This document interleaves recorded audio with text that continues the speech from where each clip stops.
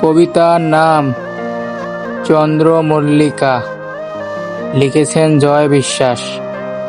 কোনো এক ভোর রাতে নক্ষত্ররা জোনাকি পোকার মতো টিমটিম করে জ্বলছে। এক অধরা প্রেমিকা স্বপ্নের মাঝে পুরনো প্রাণের কথা কয়।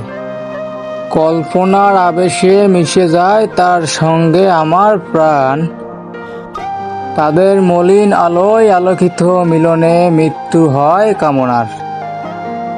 হঠাৎ একদা সাদা শাড়ি আলতা রঙা পায়, শিশির ভেজা ভোরে হেঁটে চলেছ তুমি।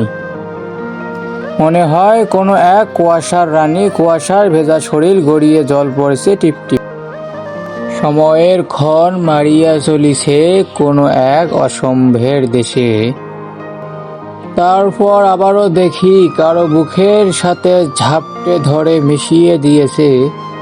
কেউ দেখে না,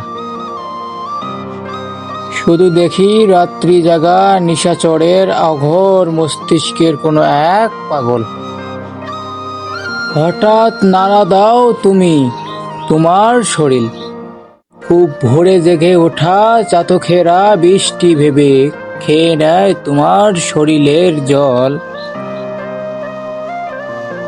শাড়ির আঁচলের গন্ধে শুকে ঘাস চিৎকার করে বলে, এ শোভা চন্দ্রমল্লিকার। কোনো এক স্বপ্নে তোমার গন্ধ শুকিয়েছিল প্রেমিক, তারপর সে আর পায়নি তোমায়।